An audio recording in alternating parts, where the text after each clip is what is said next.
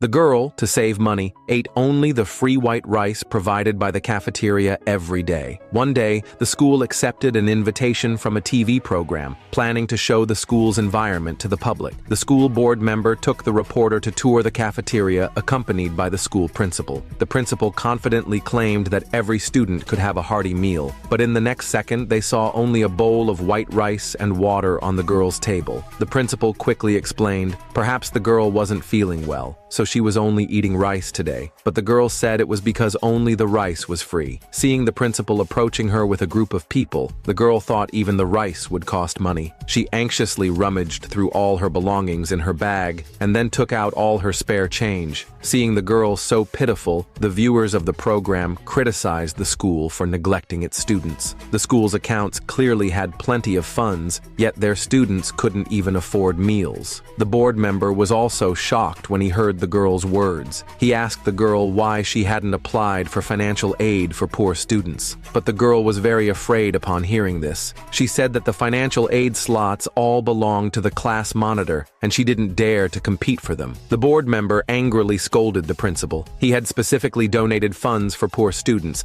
but it had been embezzled by certain people. While the principal was busy explaining, the reporter suddenly became interested in a medal on the table. It was exactly the one the girl had just taken from her bag. The reporter picked up the medal and asked the board member about it. The board member immediately recognized it as a first-class combat hero medal. He didn't expect the girl to possess such an item. The girl said the medal was her grandfather's heirloom. He had fought in the war when he was young. After hearing the girl's words, the regional military commander watching the program was extremely shocked. It turned out the girl's grandfather had once been his superior. He had sacrificed his life on the battlefield to save him. He had promised his superior to take good care of his family. He never imagined the girl was living like this. The commander immediately ordered his men to arrange vehicles. He wanted to rush to the girl's school at once. After the three learned about the girl's grandfather, they bowed to the girl, showing respect for her grandfather. But the girl said that protecting the country was everyone's duty. They didn't need to do that. The reporter said after hearing the girl's words, her parents would certainly be proud of her if they were alive. But the girl sadly said her parents had passed away long ago. It turned out her father was a dedicated scientist. The girl never got to see him before he passed away. Her mother had been an excellent doctor. During a massive earthquake over a decade ago, her mother went deep into the disaster zone to save people, but tragically died in the earthquake. After hearing about the girl's tragic life, the viewers of the program felt deep sympathy for her. They expressed a desire to find opportunities to donate to her. Unexpectedly, the world's richest man was also watching the program at this moment.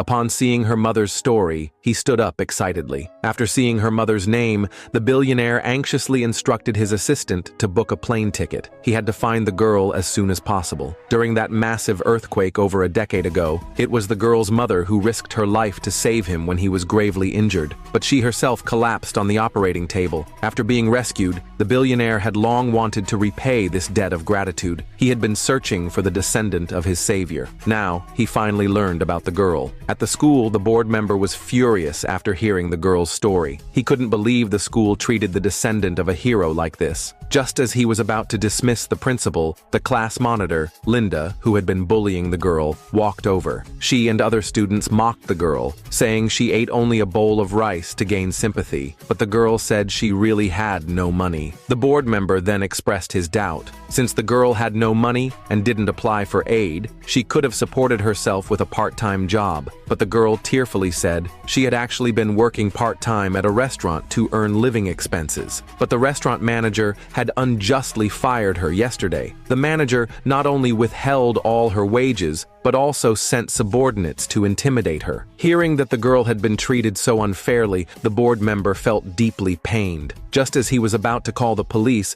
Linda said it was because the girl had been lazy all along. That was why she had been fired by the manager. The girl said she had been working very hard. She explained that the reason she was fired was because of Linda. It was Linda who suggested to the restaurant manager that she be dismissed. That was why she had been subjected to such discrimination. But Linda spoke maliciously. ruthlessly, "If you think I am the reason you could only eat rice, then today I will make you eat a lavish meal." Linda instructed other students to bring a plate of food, threatening the girl that she must eat it all. Seeing Linda act so arrogantly, the board member planned to stop her, but Linda was not afraid of the board member at all. She directly slapped the board member, telling him not to interfere. Just as the board member was about to call Linda's family, the principal stopped him. It turned out that Linda's father was not only the richest man locally, but also the major shareholder behind the school. Once the board member learned about Linda's background, he dared not speak again. After all, his business still relied on Linda's father's support. The reporter also dared not provoke Linda after learning this. He left the scene with the cameraman. Seeing that no one was stopping her, Linda became even more reckless. She ordered 2 classmates to hold the girl down, planning to forcibly feed the girl. At this moment, the military commander and the billionaire finally arrived.